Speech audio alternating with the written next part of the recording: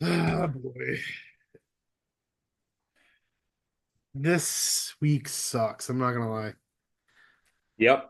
Yes, it does. Yes, it does. It's gonna get interesting. That's for sure. That's very.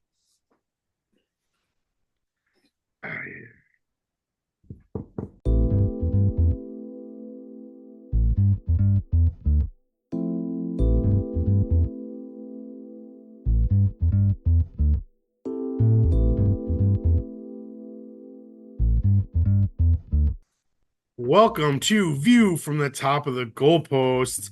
We're back together. It's not just all by myself this week. Yeah, I did sing that last week too. I forgot about that until this moment. I'm your host, Diesel. I'm glad to be back with my co-host Chad. It's been 3 weeks since we actually picked together. 2 weeks, whatever.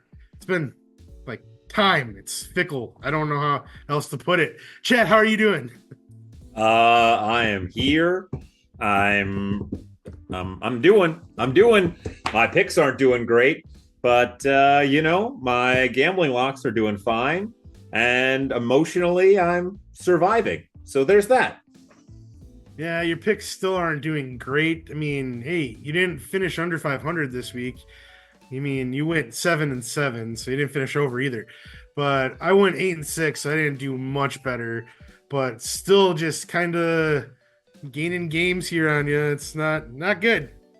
Still a long Not ways to great. go, though. A long ways to go. Long time. Our overall record, though, I'm sure you're curious, is right now I'm 44-34, which makes you 34-44, which is really weird. It's pretty easy to know what my record is. Other than that, how were your locks last week? So, fun fact, last week I gave a gambling lock for every single game because there was only 14 games last week. And fun fact, I'm going to do it again this week because last week we went 8-7 overall for gambling locks. Thursday night football, we actually got both of them right because we went with two yardage. We went with Baker over on rushing yards and Kyle Pitts over on receiving yards, which both smashed because both Pitts and Baker had a ton of yards. In the London's calling lock, we got the Minnesota -2.5 correct. The Suck at Carolina lock was correct because Chicago trounced them, clearly covering -3, which takes that to 3-1 overall. We didn't get the bonus locks right for either New England or San Francisco covering because they both lost. And then the Raptor lock of the week covered in overtime, even though I didn't think it was going to, because you think it was on the Atlanta Falcons, but it was actually on the Baltimore Ravens this week at -2.5. And that covered in overtime as well. It's weird that both those games went to overtime. The Yeah, and LA both of them Rams won did too. not, yeah. The LA Rams did not cover with the heart lock, so that one finally got wrong for the first time.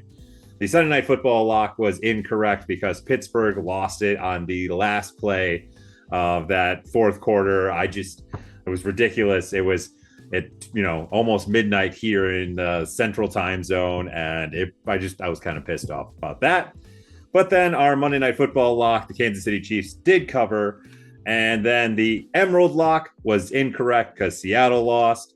The Bronze lock was incorrect because the Vegas Raiders did not win. The Silver lock was wrong because Indy didn't win. But once again, the Golden lock with the Washington Commies, they did clearly cover the -3. So that means at this point, the Emerald lock is 1-3. The Bronze lock is 2-3.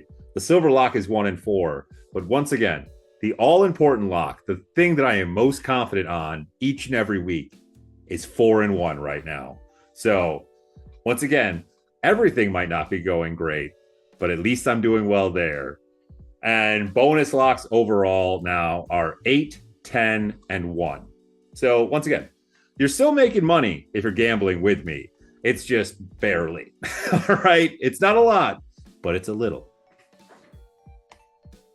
And don't take my gambling advice because I've been doing horrible. I just do underdog, and I am not doing good. See, I make too many picks. That's my problem. Too many. I get 4 out of 5 right. and then I don't flex my money. But even if I did, I'd only win like $2. It's not worth it. But No, what are you gonna do? Anyways, want to pick some games? It's been a while since we actually got to talk about some football. I'll try. Okay, well, let's go. Thursday night football. Uh got the 2-3 San Francisco 49ers traveling to the 3-2 Seattle Seahawks. San Fran is favored by 3.5 with a 49.5 point over under, and the fan differential is 71% on San Francisco. Who do you got and why? I agree with the fans for once. And I am taking the San Francisco 49ers in this game. Now, I don't like either the lock or the spread of this game or the over under. So we're not going to talk about those yet. But the reason that I am taking the San Francisco 49ers to win this game is because I think that both these teams are coming off losses.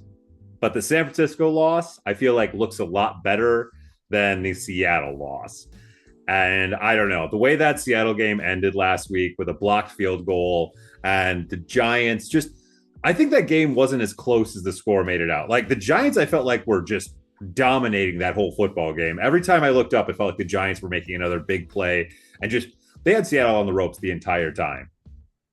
San Francisco, on the other hand, they were basically winning most of the game. It took a fourth quarter of Kyler Murray actually remembering how to play football once again for them to lose that game by a single point. San Francisco is just the better team here. Brock Purdy isn't going to throw that many interceptions again, and there's just too many weapons on the San Francisco 49ers. So I will take San Fran in this game. And for the Thursday night football locks, hey, we finally got some right last week, so if it ain't broke, don't fix it. I got 2 more yardage locks for you this week. I am taking the Kenneth Walker III over on rushing yards at 63.5 because even though I think Seattle won't win this game, the San Francisco 49ers have not been great against the rush this year in any sense of the word. So I think he'll get his yardage still and then give me the over on Brandon Ayuk's receiving yards at 64.5. And that one's just more a little bit of a personal thing for me because suck it, Tommy. You're an idiot. Just straight up, you're an idiot. So last week I implemented the new picking strategy of throwing analytics out the window because I overthink things way too much. And so I am also going with San Francisco. Even though I'm throwing analytics out the window, I might still have analytics here and there. But why am I picking San Francisco? Just because it's just a gut feeling. I think that both these teams are down. Both of these teams lost home games. Um, the San Francisco loss wasn't as bad because it was also a division opponent. The Giants aren't good. And Seattle had problem with them the entire game. They made Daniel Jones look really good, and I don't know how that's possible because Seattle has a good defense. Like if you want to give Seattle props on anything, like they got a good defense. Um I that whole like about to tie the game and getting the field goal blocked and return for a touchdown. And that was such a momentum killer that I also kind of have a feeling that it's going to bleed over into this game. I do also expect this game to be a close one just because they are division rivals. And I mean, San Francisco's still beat up right now, too. Yeah, I mean, they got Kittle back, they got Debo. Ayuk was the best he's been all season last week, but I mean, they still don't have CMC, and they just don't look. Even though Mason has been one of the best running backs in the entire league this season, they still just don't look right without CMC. They're not operating at the full level, but I still think that they are probably, you're probably right, are the better team, and they're going to win this game. Next game, we're going to London once again. I don't know where in London because I didn't look that up, but That's not the point because we have another 8:30 a.m. game, and we have the 1-4 Jacksonville Jaguars facing the home team, the 2-3 Chicago Bears. No, 3-2 Chicago Bears. I mixed that up because everybody in the NFC North is over 500. True. The Bears are favored by 2 with a 44.5 point over under, and 81% of the fan differential is on Chicago. I am also on Chicago because I don't think that just because Jacksonville won last week, they had to win. And plus, when was the last time the Colts have come into Jacksonville and beat them? It's been over 10 years. I wish I would have thought about that last week when I made my pick because I picked the Colts. Um, Even though Jacksonville won and they won at the end of the game, they didn't play good. they like Indianapolis played better and probably should have won that game. Joe Flacco, it's nuts how in 2024 Joe Flacco still looks like one of the best quarterbacks out there. He looks better than he looked when he was in his prime. It's crazy. I don't think Jacksonville is very good though, and Chicago finally decided that they're going to run the ball, and it's been working out for them. It's even been working with their pass. I know last week isn't really a good example because they played Carolina, but I don't think they're going to have very much problems running against Jacksonville, and still don't believe in Williams though. Like everybody was so impressed by that long touchdown pass to DJ Moore. It was one-on-one coverage, and any quarterback in the NFL should be able to make that throw. Just saying. But yeah, I got the Bears in this game. Well, with our first disagreement, then, as we are getting back together, I am going to be taking the Jacksonville Jaguars in this game. And now, don't get me wrong, still very much out on the Jacksonville Jaguars. I do not think they're a good team this year. But I think this is very unfair to the Chicago Bears that they are counting this as a Bears home game because Jacksonville is basically the London team. Okay. They've played there every year since this shit started. And so they have a ton of fans. Also, I looked it up. It's in Tottenham again, or Tottenham, or however you pronounce it. I'm sorry, Matt. I don't speak UK. But I'm taking Jacksonville in this game because Chicago has really turned it around. But the thing is, Chicago's a really, really good home team. When they're at home, that's when they have been playing these great games. They've won these 3 games at home. When they've been on the road, that's where their 2 losses are coming. And I don't care that they're the home team. They're in London. This is a road game. And if anyone's the home team, it's the Jacksonville Jaguars. And this offensive line for the Bears still hasn't improved. And while Jacksonville isn't great on any level, they still have a decent pass rush. So Caleb Williams is going to be running around. My bet for this game in my London's calling is actually a little bit against the grain because in general, all of these London games are very low scoring. But I don't know. I got a feeling that there's going to be some points scored, and this game is going to come down to probably the last drive. And I see that maybe the Prince once again looks a little princely, and Jacksonville goes to 2-3. But with the London calling lock, give me the over in this game of 45 points. And I will take Jacksonville to actually win. Yeah, it's a disadvantage to be the home team in a neutral site game. Just because really the only reason is because the away team gets to call the coin toss. So if it goes overtime, like I'd rather be calling the toss. It's a disadvantage. Unless you're at home where you might have the, like the actual fans on your side. Yeah, exactly. But yeah, Jacksonville's the home team. I don't care what it says on paper. I know it's a disadvantage for the Bears is what I'm saying. So yeah, we're in agreement. Next game at noon on Sunday, we see the 1-4 Cleveland Browns traveling to the 2-2 Philadelphia Eagles.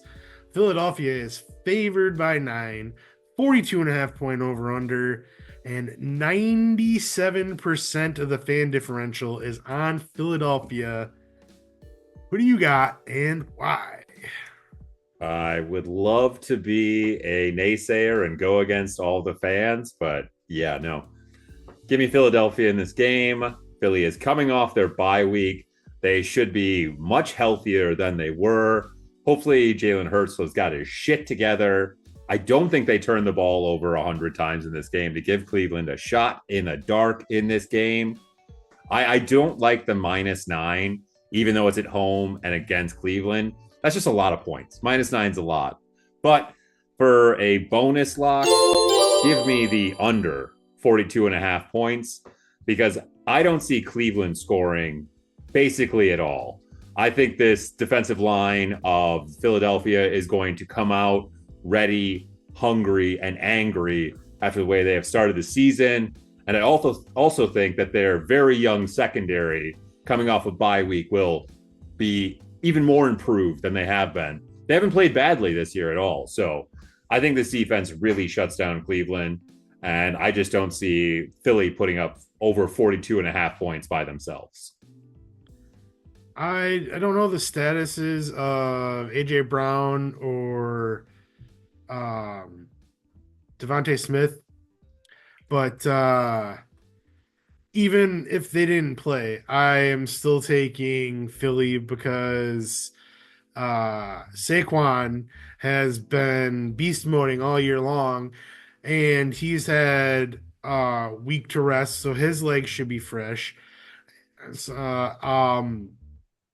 Deshaun Watson is not good. That the game last week, it's not even just last week, all year long. It's just he hasn't been good. He hasn't put his team in situations to win, and they got Amari Cooper sitting there just rotting away. So I'm not going to be surprised when he gets traded at the deadline because the Browns are still going to only have one win at that point because the Browns made the mistake by giving Deshaun Watson all that money. If they still had Baker Mayfield, they would be a competitive team. They might be like perennial division winners of the AFC North, but they decided to sell their soul to the devil. Selling our souls. And this is what they got. Nothing. I'm going Philly easily. I agree with you. I don't see how Cleveland's going to score points unless for some odd reason Watson figures it out and just throws it to Amari Cooper all day and they can't stop him for some reason. But even then, I don't see that happening. So, yeah, I got Philly. Also, according to one of my favorite follows on Instagram, which is SportsMed Analytics, both AJ Brown and Devontae Smith were full participants in practice this week. So most likely they will both be full goes this coming Sunday. Yeah, then the Browns don't have a chance. Yeah. Make sure you're following him on Twitter or Instagram, though. Great follow. Lots of good information. Why don't you give those this handle again? It is at SportMD Analysis. Moving on to the next game at noon, we have the 3-2 Tampa Bay Buccaneers traveling to the 2-3 New Orleans Saints. The Buccaneers are favored by 3.5 with a 41.5 point over under, and 73% are on Tampa Bay. And as am I. Tampa Bay lost heartbreaker last week. And I mean, you can't really blame Baker. I mean, you can't really blame the defense either. It was a shootout at the end, and it was in overtime. Defense was tired out. It was a good game. It was a really good game. It was the best Thursday night game since they moved to Prime, easily. Oh yeah. And I'm excited that they're playing New Orleans this week because, I mean, I don't know what Carr's status is either, but New Orleans, they played good at the beginning of the season. I was hoping they'd put up more of a fight against Kansas City on Monday night, but they didn't. And Kansas City they led that whole game. Yeah, so I don't know what Carr's status is, even if he's healthy. He's out. He's out? Well, then, yeah. Yeah, they're starting the rookie Spencer Rattler. Yeah, then I got Tampa Bay without question, just because I mean they're angry, and when they lost their first game this year, they came out the next week and showed everybody like who they were. So I got Tampa Bay. Yeah, no, I completely agree with you. Usually, this would be one of my situations where, my favorite rule, if you played in overtime the week before, I'm going to be picking against you 90% of the time. Well, folks, this is one of the 10% where I'm not going to. Because not only did Tampa Bay play all the way last Thursday, so they get the kind of mini bye week where you get the 3 extra days off from playing on Thursday. New Orleans is not only going to be starting a rookie quarterback, but they're on a short week because they played on Monday Night Football. Like this is the only thing that scares me is this is one of those situations where we're all believing in Baker Mayfield. And you all know when you turn the lights on, the cockroach skitters back under the refrigerator and you don't know where he is until you turn the light back off. Well, but hopefully he's the now hissing cockroach and he can stay in the light. And as of recording, Hurricane Milton is going on right now. So like you don't even know like how hard Tampa Bay has been hit. And like they're playing for a whole city games too. Yeah. New Orleans knows about that. And it's not going to go well for them on this situation because Tampa Bay is going to come out angry and without question, Tampa Bay. And with the bronze lock of the week, I will be eating the 3.5 points that I got it at today. I'm sure by Sunday it will be much larger. So if you're going to bet this game, I would suggest you start betting it now before the line gets out of control. But yes, with the bronze lock of the week, give me the Tampa Bay Buccaneers, and I will eat those 3.5 points. Next game, Sunday at noon, we have the 2-3 Indianapolis Colts traveling to the 1-3 Tennessee Titans. Tennessee is favored by 2.5 with a 43.5 point over under, but the fan differential is 85% on the Colts. Who do you got and why? Yeah, this is another situation where, man, Indianapolis, what is going on with this Indy team?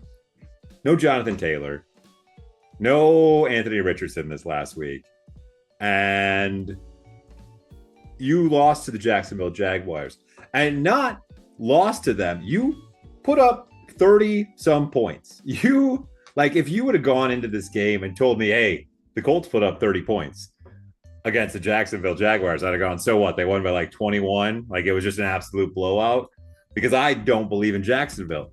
But Indy managed to lose that game. And I think that says a lot about Indianapolis and who they are this year because you should win that game. And I had such high hopes for this team going into the season. I don't think Jonathan Taylor plays in this game, and Anthony Richardson might be back starting. With all of that said, Tennessee fucking sucks. I'm sorry. Will Levis is an absolute joke, and I don't care that they're coming off their bye week. I think Tennessee is another dumpster fire. I think firing Vrabel was a terrible, terrible decision, and I don't know that this team how they recover because they have spent way too much money now on wide receivers and they're going to be middle of the pack. So they're going to have to trade way up to get a quarterback if they want one or trade for one. And they don't have any capital. So Tennessee is just dog shit. So give me the Indianapolis Colts in this game. And with a need to win lock of the week, I will eat the point or wherever it sits. When I looked at it, the Colts were actually favored by a point. I'll eat the point in this game because I can't believe in Tennessee. I think they're a very bad team, and I don't believe in anything they're doing. These are like fresh. I filled out the spreadsheet like right before we recorded, so all these are as current as possible. So yeah, the line really moved. If it was a point when you looked at it, I am also taking Indy. Why? Because, like you said, Tennessee sucks. Both of them have really bad defenses. If Jonathan Taylor did play, like it would be blouses. They just run all over him. Um, yeah. Who's starting at quarterback for Tennessee? Is it I'm not sure. I don't think yeah. that's been announced yet. So I mean, I guess we don't know who's starting at quarterback for Indy either, but We don't. I want it to be a surprise. either way, I like I mean, honestly, I would go with Flacco until Flacco just can't go anymore, just because he's been the hot hand. And Richardson, I don't know, he's just been weird this year. And I don't want to see him get hurt again. He's a danger to himself. Give him another week off, and Flacco's cooking right now, and let him learn a little bit more from good old Fluco. Yeah, I got Indy as well, just because I just think Tennessee sucks, and that's my analytics for you there. Next game at noon, we see the 4-1 Washington Commanders traveling to the 3-2 Baltimore Ravens. Baltimore is favored by 6.5 with a 51.5 point over under, and 73% is on Baltimore. And this is probably the game I'm looking forward to most this week. Two mobile quarterbacks, two good like run games with running backs. Jaden Daniels is figuring out throwing the ball. There's so many weapons that Lamar has, like 3 tight ends to throw to, Zay Flowers, and then Derrick Henry. Like, yeah. And don't forget about Justice Hill Diesel. That's right. Anyways, I got Baltimore in this game because, and I know they played in overtime, and I know your stat, but they're at home and they're rolling right now. I just feel like the first couple weeks they're trying to figure out how to play with Derrick Henry, and they finally just realized just give him the ball. Like that run in overtime, that 55-yarder, like just that was nice. I really like watching Derrick Henry play. Oh God, I could watch you do this all day. And I like him on Baltimore. I am actually glad I wasn't too hyped when the move was made, but like seeing this all in action and seeing he's making Lamar better. And Lamar's a 2-time MVP. And that defense is getting better every week. I got Baltimore in this game, even though I am really high on Washington, and part of me wants them to win just because I'm enjoying the ride with them as well. But I'm picking them to win the division now. I really am. I think that they're good enough. I think Jaden Daniels, as long as he stays healthy, he's good enough to hold off the Eagles and the Cowboys. And we're not even talking about the Giants. So I got Baltimore. Yeah. So I'm not going to beat around the bush. I'm going Washington in this game. This Baltimore defense, I'm still very, very high on Baltimore. I still believe in Baltimore, and I believe that Baltimore still is my favorite team to win the Super Bowl this year. Like, if you ask me right now to pick my Super Bowl winner, it would still be the Baltimore Ravens. But this game right here, them coming off this big division game that went to overtime, so many emotions in that game. I mean, that was an emotional roller coaster. I wasn't even watching the game. I was running errands. Diesel was texting me everything that was happening about the game, and I was having a heart attack, and I was just reading about it. I wasn't even watching it, let alone playing in this motherfucking game. Okay, Baltimore coming away with that victory, huge for them. Don't get me wrong, absolutely massive. But Washington, they're coming off of dog walking the Browns. And yeah, I know it's the Browns, but you know what the thing is they had an easy week last week. They are ready for this game. And this Baltimore defense, it is not the Baltimore defense of last year. The big plays that they are giving up each and every week, except for when they played Buffalo, the only week they totally got up. And that was because Buffalo doesn't have any goddamn wide receivers. You know, has a shit ton of wide receivers and weapons, the Washington Commies. And I'm sorry, I love Roquan Smith. I love Hamilton. I love everything, but Jaden Daniels right now is on fucking fuego. And I just see this game is going to be an absolute shootout, I feel like. Neither defense is going to be able to stop the other one.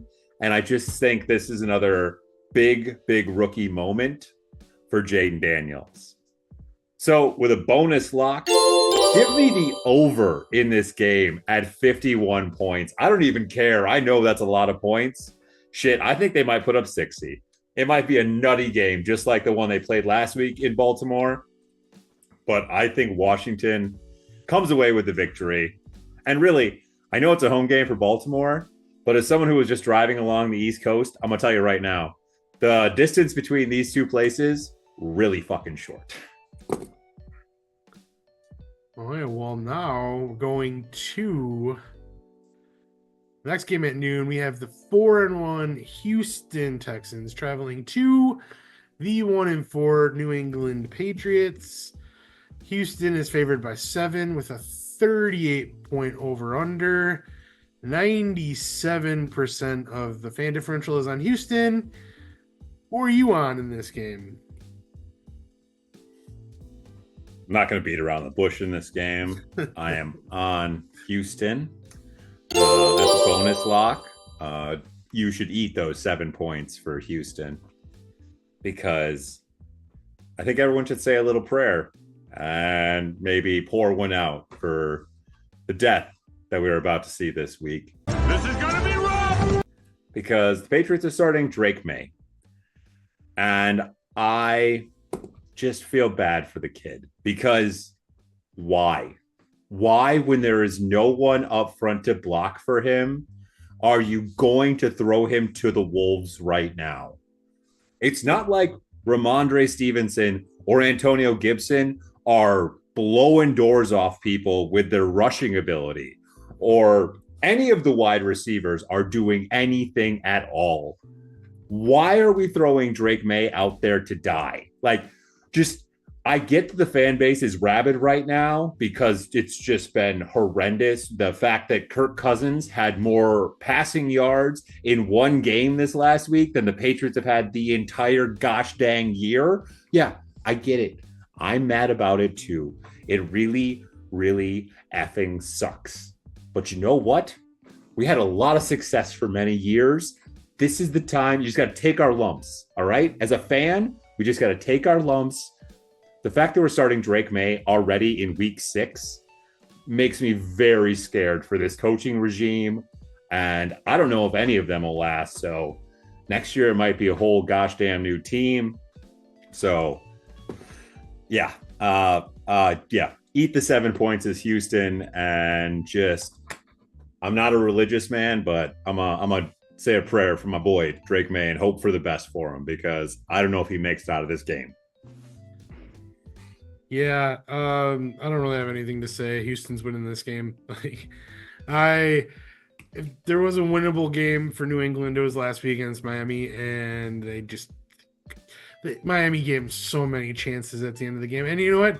If it wasn't for the rule, you have to have your whole foot in there. I know you don't like that rule, but it makes sense. I hate that rule. I think that is I pissed and moaned about it last year too. We had it multiple times last year that I pissed and moaned about it. Okay, so this is just a Patriots thing. By the letter of the law, a foot. I know, but it's so effing stupid because the reason it's so dumb to me is because if you think about it, if the guy instead would just twist his body and fall out of bounds instead of just then he's in bounds technically because that other part of the foot didn't touch. But since the foot did touch, I know it's a letter of the law rule, but it's one of the dumbest rules, and it pisses me off every time it comes into play. I hate it so much. Oh, I thought the Patriots won that game. And I was like in the middle of texting you when you're on No, your errand. And then I'm like, wait, no, I'm not going to get his hopes up. And I deleted it. no. So fun fact, I was running my errands, but I was listening to 96.3 or I don't know, one of the sports talk radio stations from locally. And they happened to be talking about that game as that was happening. And the sports guy like started freaking out. And I was like, oh, in the car. And then he was like, oh, wait, something going on. Oh, it's coming back. So I had to deal with it, even though I wasn't watching. Yeah, so long story short, I got Houston as well. Next game, last game at noon is the 2-3 Arizona Cardinals traveling to the 3-2 Green Bay mother-loving Packers.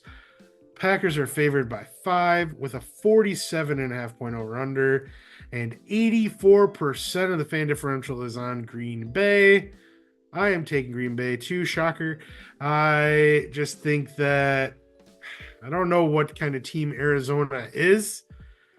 They show up sometimes and then other times they don't.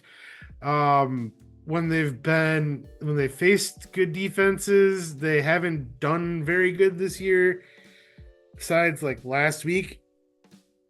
But I don't know that's a division game. The Packers did okay in Los Angeles. They probably could have done better. They are showing that they are a second half team, apparently. A real first half problem. What's that? Said they got a real first half problem. Yeah, right now they do, but I mean they're winning games. So like Xavier McKinney is worth every penny that they paid for him.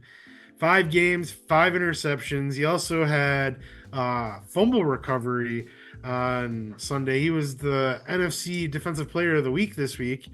Man, the Giants, what were they doing? They had Saquon and McKinney, and they just both let him go.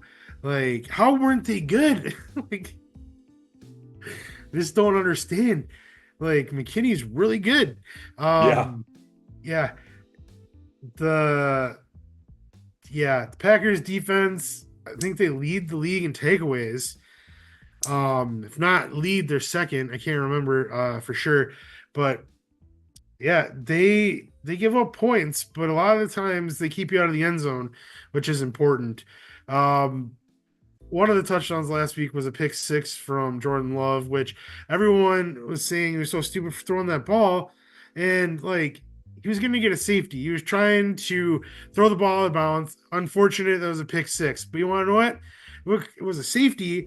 Then the Rams get the ball. They could have drove down the field, scored a touchdown, and ended up getting more points. So really, was it that dumb? I mean, the Packers won too, but yeah, I don't know. I got the Packers in this game. I don't really like the Cardinals. You know how I feel about them. They just they got good players, but yeah, I don't know who they are, and I never do.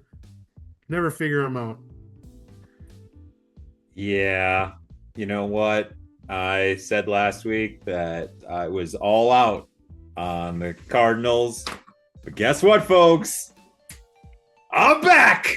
Back again. Because give me the Arizona Cardinals in this game. Why? I don't know, man. I don't have a good answer for you. This is with the heart once again. This is the heart lock of the week. This will be the last time I put it against the Green Bay Packers if it goes poorly for me. So this is also just, I knew you were going to pick the Packers. I got to try and make up some ground if possible. The Packers do have one problem if they do have any issues.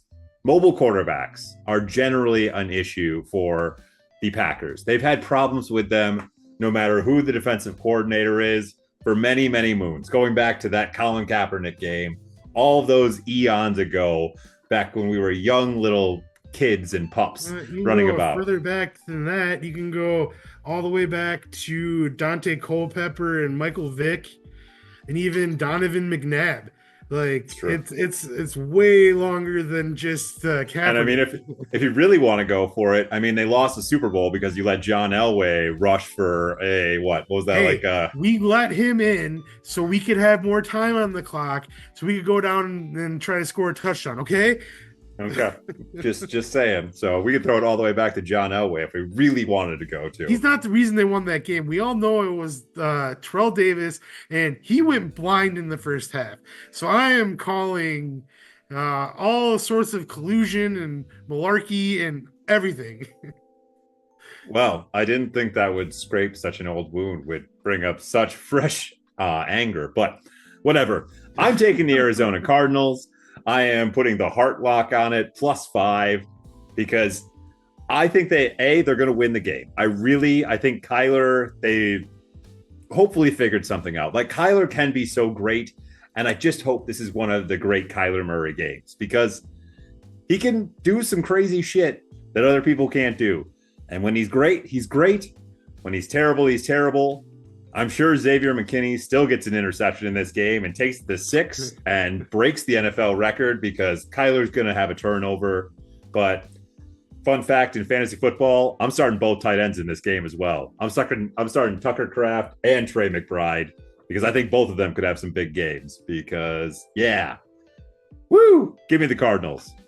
Shit. Well, we were just talking about the Broncos. You want to talk about their game next? Because that's what's on the docket at 3:05 on Sunday. We have the 2-2 Los Angeles Chargers traveling to the 3-2 Denver Broncos. The Chargers are favored by 3 with a 35.5 point over under, and 55% of the fan differential is on Los Angeles. Who do you got and why? I already know who you got. I didn't mark it down, but no, that's it. You already know exactly who I got. It's a team I'm very high on this year. And if you've been listening to this podcast for any amount of time, and by any amount of time, the past 2 years, I mean, you all know that teams coming off the bye, I generally love picking them, because you have an extra week of focus, get a little healthier, and everything tends to go better when you're coming off your bye. And if you lose coming off your bye, I also look very, very poorly on that. Talking to you, Jacksonville. But Chargers coming off their bye, getting a little bit healthier, just one of the most critically injured teams in the entire NFL, having another week to rest, huge for them. I don't believe in Denver. I know the Denver defense is always going to be solid to good, and that's what they do. I want to believe, but he's just not really making me fully in on it. I think he's going to be a good quarterback. I don't know if he'll ever be great, but I think the Chargers defense is going to be able to give him problems. And I think that J.K. Dobbins, once again, a full week to rest, just still kind of recovering from injury. His legs are just going to keep getting fresher. He's going to have maybe another gear on him. I think a big day for him and Justin Herbert. So give me the Chargers. And with the golden lock of the week, I will definitely eat those 3 points. Yeah, I'm definitely going with Denver in this game. That defense right now they're playing really well, and they got, I guess I didn't want to use momentum on their side, but like it seems like they're like rolling down a hill right now. Patrick Surtain is looking good for the first time in about 3 years. Like the last couple of years, it was like he was there, but he wasn't. I know he was injured like part of the time, but like he's looking like one of the best defensive backs in the league again. Defense is nasty. I like the fire in Bo Nix. I really do like the whole exchange with him and Sean Payton, and Sean Payton's response that's his love language. Hey man, whatever gets your team going. Like Broncos are winning. They've won 3 in a row now. Like you were a little high on them preseason. I don't know. I know that I'm not saying you've fallen off, because yeah, you were also really high on the Chargers. I just don't believe in Herbert, not because he's not a good quarterback, just because like he is being held together by shoestrings and bubblegum right now. It's just, can you keep him on the field? Ah man, like I know that he had a week of rest, but he's not healthy still. I still think it would have been wise to let him rest at the beginning of the season and let him get healthy, even if it took like 2 weeks. I think you're hurting your team more in the long run by playing him. And at this point, I don't think you can sit him and let him get that rest. I think that's something you got to do at the beginning of the year. So I'm very worried about the Chargers, and that's one of the reasons I'm picking Denver as well. Next game, 3:05 on Sunday, we see the 3-2 Pittsburgh Steelers traveling to the 2-3 Las Vegas Raiders. The Steelers are favored by 3 with a 36.5 point over under, and 90% of the fan differential is on Pittsburgh. And I am too. I feel like Pittsburgh played really well on Sunday night. I feel like Justin Fields probably had the best game of his season this week against the Cowboys.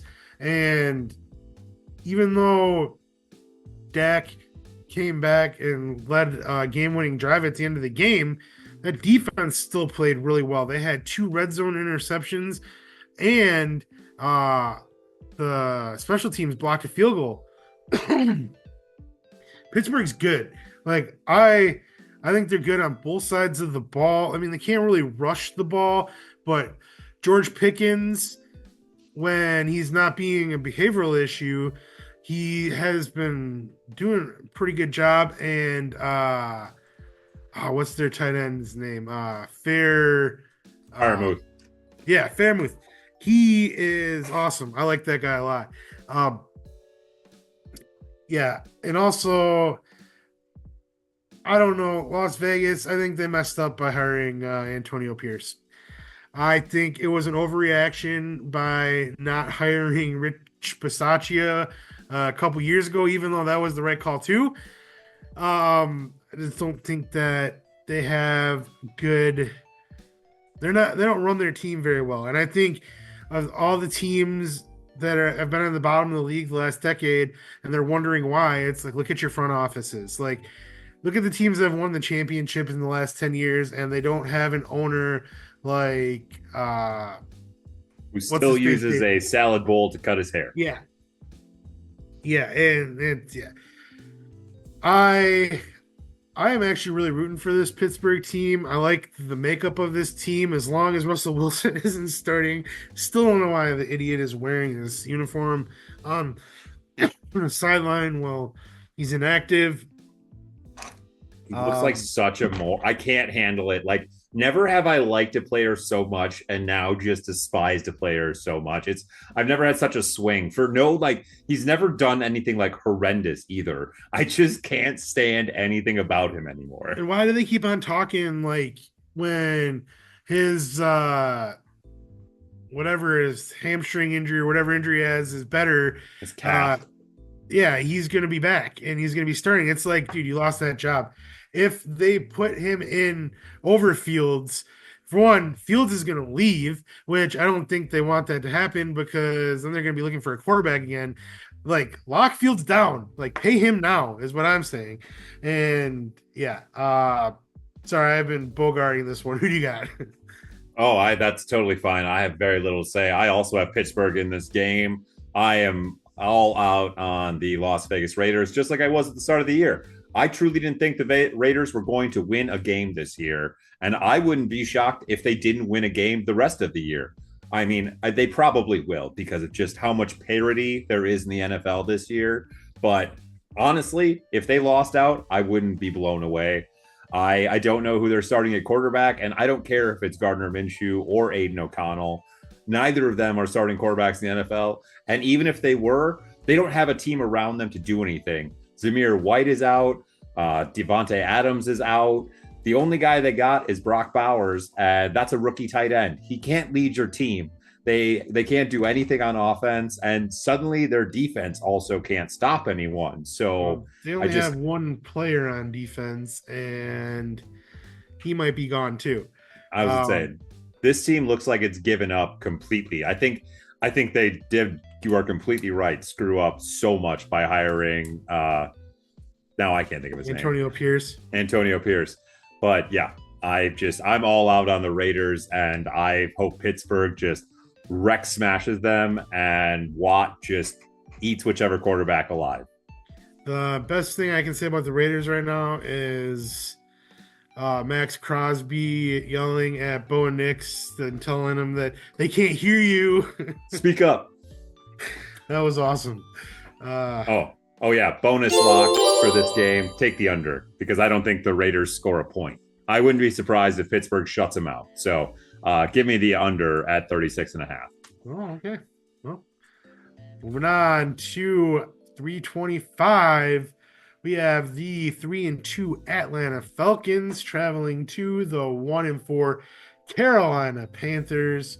Falcons are favored by 6 with a 47-point over-under. 97% of the fan differential is in Atlanta. And I'll let you pick first, but before I do, I was going to say, like 2-3 weeks ago, if you would have put a 47-point over-under on this game, I would have been laughing. But ever since the Red Rifle's been back and starting for them, like, they've been scoring points. They have been scoring points.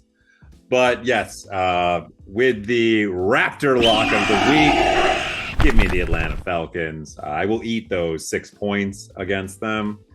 Listen, once again, I know they played in overtime last week.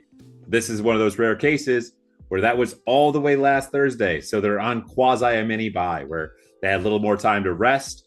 Kirk Cousins has a little more time to let that Achilles heal. Maybe he can actually play under center a couple times this week. But if not, who the heck cares? Let him throw the ball 100 times a game. I love it. Carolina, though. Fool's gold. Andy Dalton. The shine has worn off officially, I think.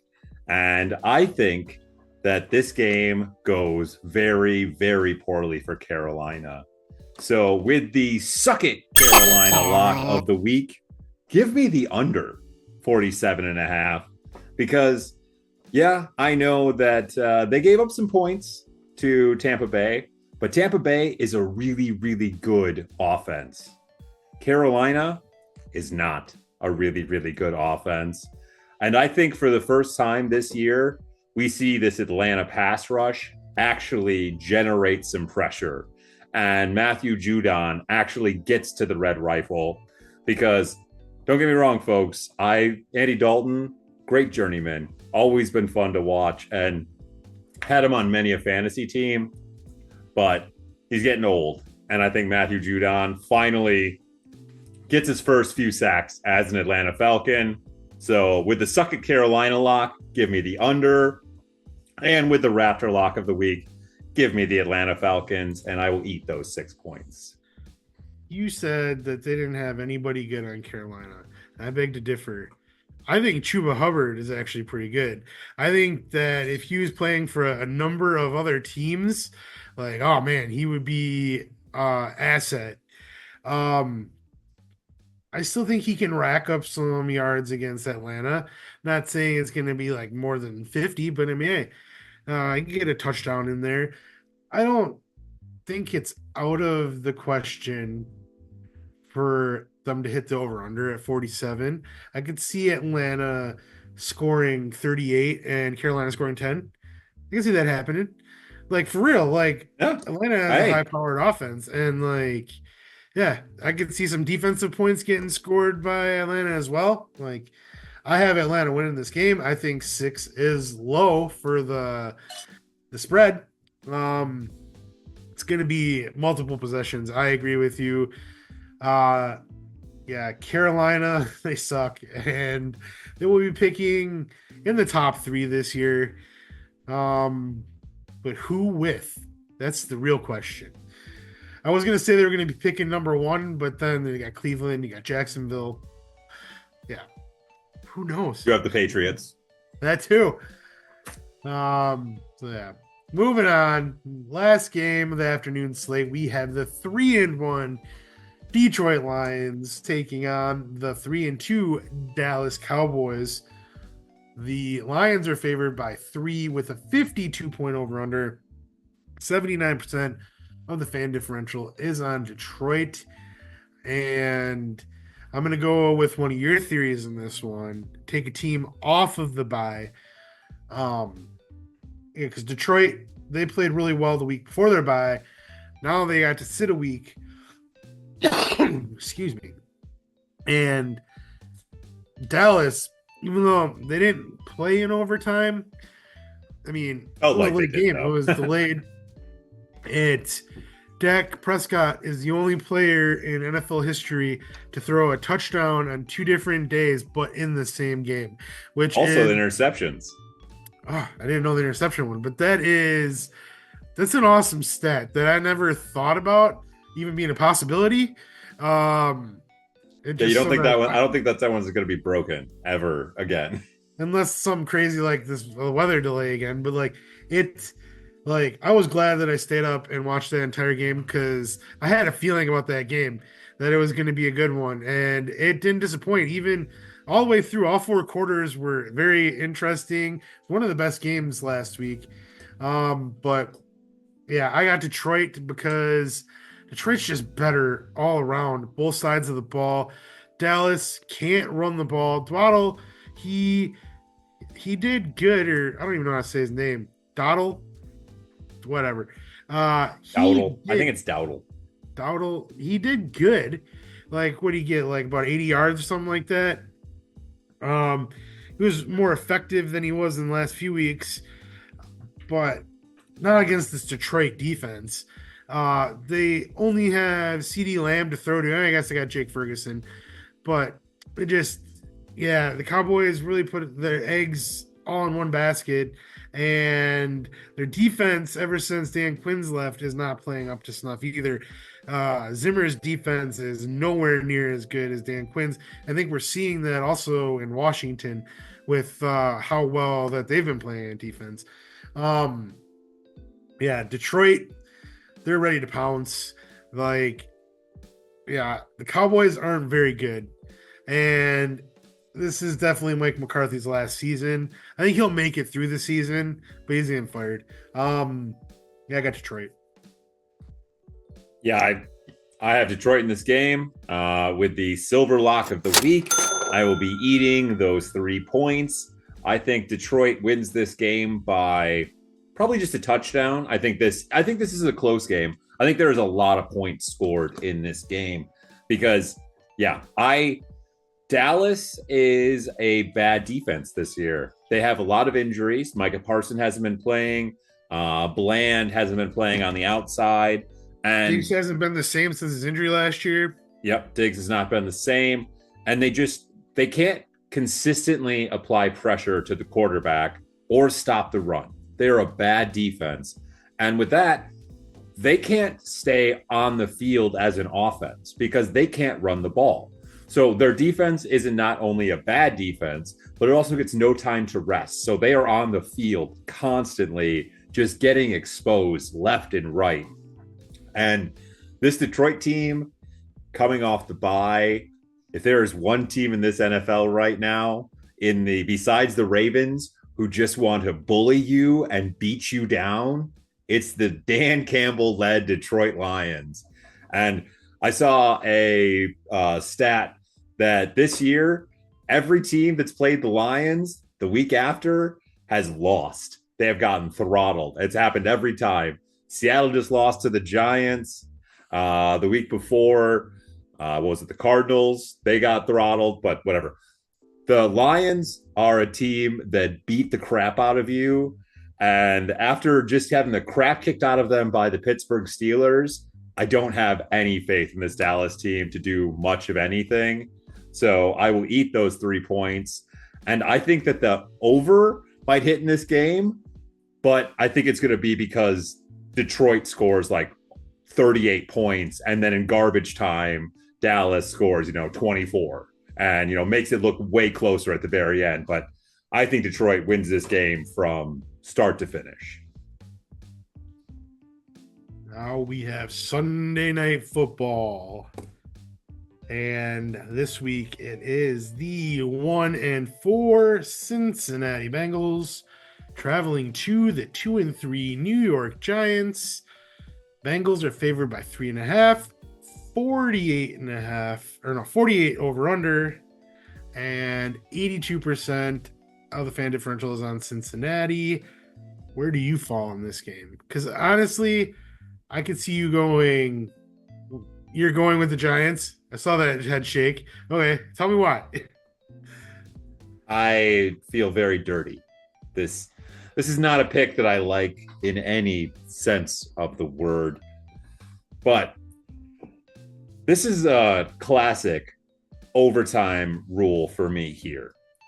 Cincinnati not only played in an overtime game this last week, but they were on the opposite end of this Baltimore emotional roller coaster where I already talked about how bad it was for Baltimore. Like, I think they're going to lose their game, and they won that game. How do you think I feel about Cincinnati and losing in that situation? Lamar Jackson fumbles the ball in plus territory. They basically hand you the game on a silver platter, and you can't do anything with it. You don't even throw the ball one time. You run the ball 3 times in a row and put your game on a 50-yard field goal when Joe Burrow is having the game of his mother effing life. Terrible coaching. And then you miss the field goal. And after you miss the field goal, King Henry goes, "Nah, bro, game," and fucking runs it down your throat for 51 yards. It hurts! It hurts so bad! Division opponent, losing like that. That is the kind of loss that screws with a team. And a Bengals team that's already 1-4. They weren't a winning squad coming into this. They were already dysfunctional. This might be the nail in the coffin for the Cincinnati Bengals, where come the trade deadline, maybe Jamar Chase gets traded, because I don't think they're going to pay him. They're going to be, I don't know if they win 8 games this year. I don't know if they're a 500 team if this is the way they're going to play football. The Giants, on the other hand, still, they're a bad team, but they've got this weird thing going on right now, and they're at home, and I can just see the Bengals losing this game. I don't know if the Giants win it, but the Bengals lose this game. So with a bonus lock, give me the over in this game at 48 points, because I think a lot of points will be scored here, and I think the Giants win on like a last-second field goal. With Greg Joseph, the kicker that the Packers probably shouldn't have got rid of because he hasn't missed a kick yet this year. Yeah, I got Cincinnati in this game because, I mean, realistically, they should probably be at least 3-2. Like they should have beat the Chiefs. They should have beat the Ravens. Those are 2 wins they should have got. They definitely should have lost to the Titans, though. Like, they got smoked in that game. Yeah, I don't believe in the Giants. Like, Daniel Jones showing up 2 games in a row. I don't think so. Is Malik Neighbors playing? If he is, well, then they got a better shot. Is Singletary playing? That's another question. I have not seen that one. I saw that Malik Neighbors is scheduled to play. Yeah, I don't know. I know a lot of people in Cincinnati are down and they're already giving up at 1-4. But let me tell you, as a Packers fan, there was back-to-back seasons the Packers started 1-4 and ended up making the playoffs both seasons. And one of those seasons was the RELAX season. So this isn't a nail in the coffin. It feels like it, but take it from somebody that has experienced it. There's a lot of football left to play, and it's not over yet. But if you lose this game and go 1-5, then yeah, it's over. You need to win this game. That's why I think Cincinnati is going to win, because I don't think the Giants are very good. There you go. Finally, moving on to the main event of the week. Monday Night Football. We see the 3-2 Buffalo Bills traveling to the 2-3 New York Jets. The Bills are favored by 2.5 with a 41-point over-under, and 86% of the fan differential are on the Bills. And I don't know what we should talk about first. Should we talk about how the Bills got the ball back with under a minute left to play at their own 1-yard line and then threw it 3 times from their end zone only to punt it back into field goal range to give the win to Houston? Like, what? Like, I couldn't believe it. I've never seen that before. You play for overtime in that situation. That's what you do. Like, you're not winning. You're not getting 99 yards, or you're not even going to get like 50 or 65 yards, as many as you need. Like, you play for overtime. And then you got the Jets, who are only a game back, 2-3, firing their head coach because why? Like, I know firing why. Firing your defensive-minded head coach when your offense sucks. It makes a lot of sense. And the Jets have the number 2 defense in the NFL right now. Aaron Rodgers can say whatever he wants. He's a liar. Like, he definitely had his hand in this. And it's funny how Nathaniel Hackett got his play calling duties taken away from him, and 5 minutes later, Robert Saleh is fired. Wonder how that happened. That's very weird. I'm just surprised that Nathaniel Hackett isn't the head coach. Well, I mean, we all know that Aaron Rodgers was the head coach to begin with. The second he was brought in there, Robert Saleh was no longer the head coach.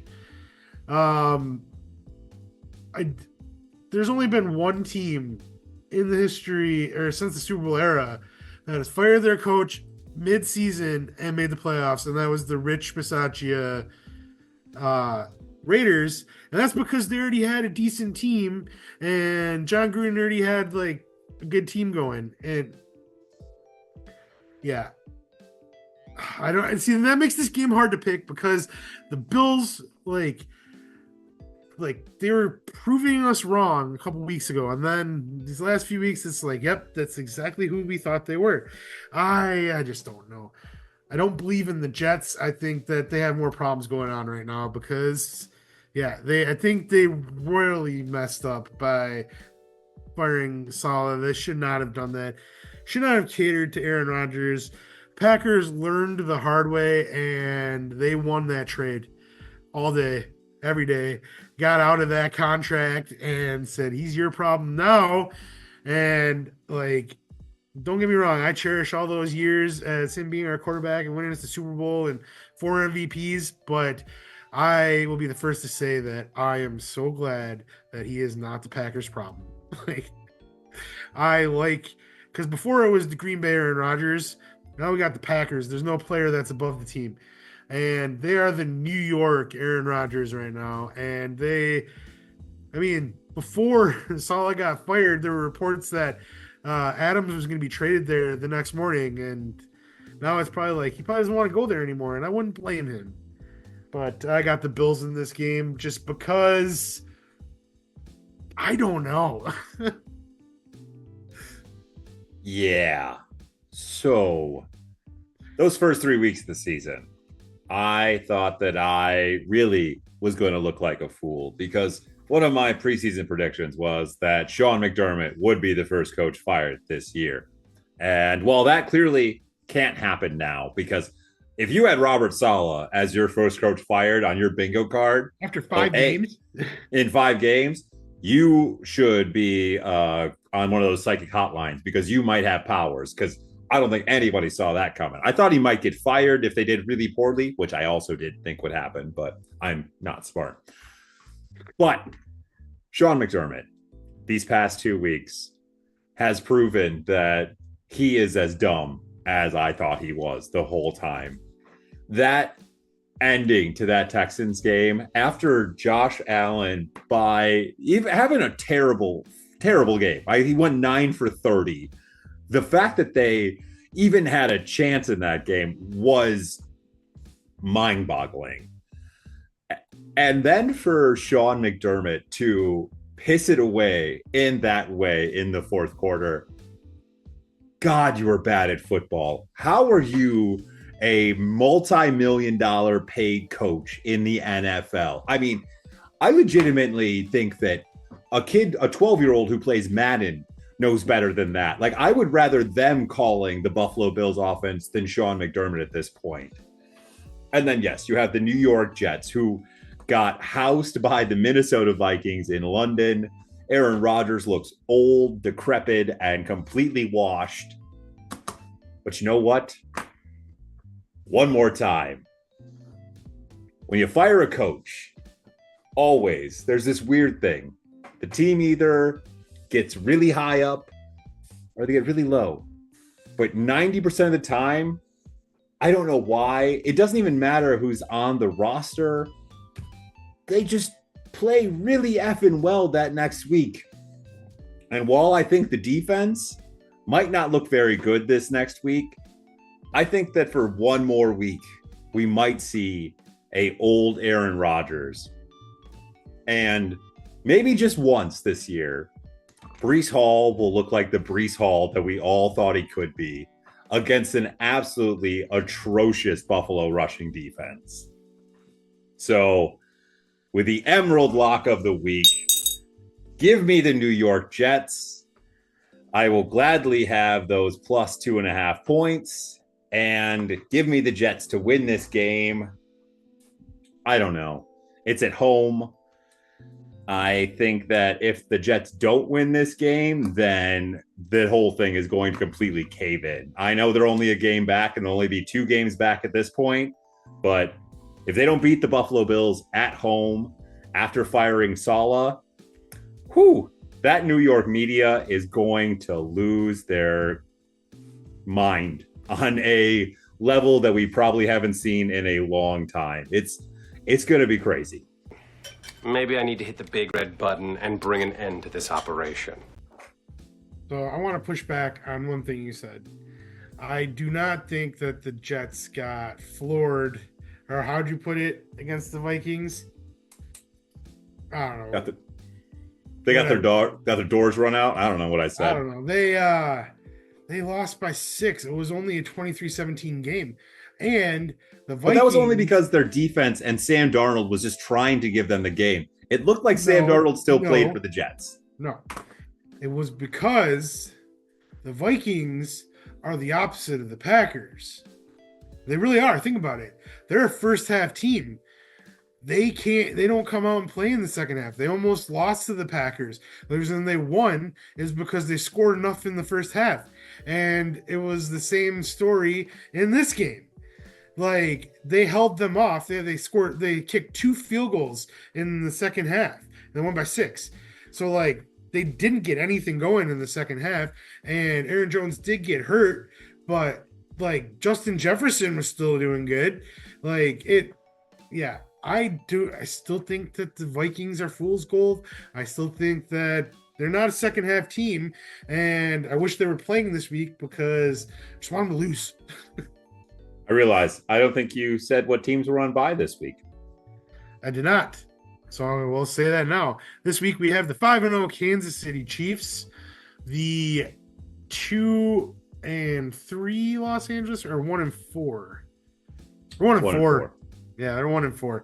Los Angeles Rams, the 2-3 Miami Dolphins, and the 5-0 Minnesota Vikings are all on bye this week. Other than that, this week it's a weird one. A lot of weird matchups. I counted while you were making your Monday Night Football pick, and we have 6 games different this week. So historically, that means we're gonna split. Did you happen, as you were looking through, to pick up? I told Diesel before we started recording that I have a subtitle for this week in my picks. And do you have any idea what it might be?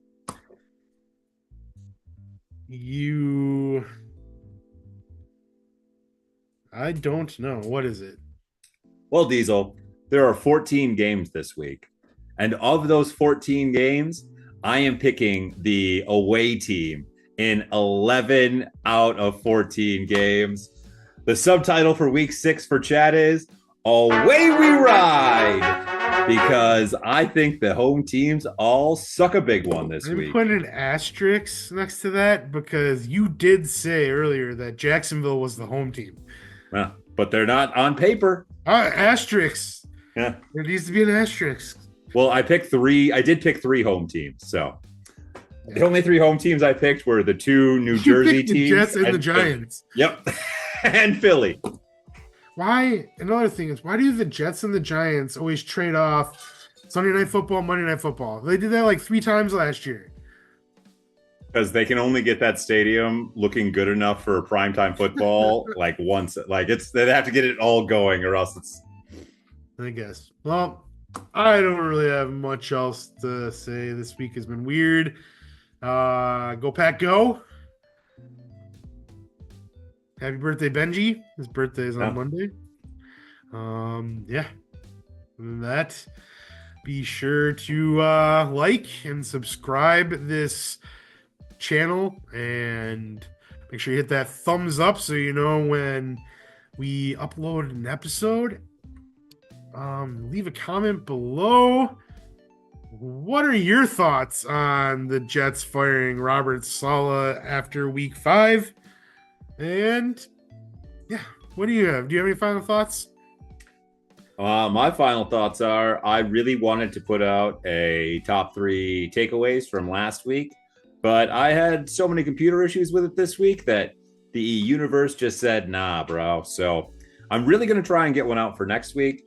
But my top takeaway from this last week, which I guess will be my final thoughts, is the fact that dogs rule this year. Right now, against the spread, right now, dogs who are plus 5.5 are 19-4 with 12 outright winners. So if you're gambling and you want to make a little bit of money, I say just go to your local bookie or casino and put $100 down on anyone who is a huge dog on that money line and hope for the best. Well, I mean, you know what? The Cats actually have been drooling this year, all but the Lions.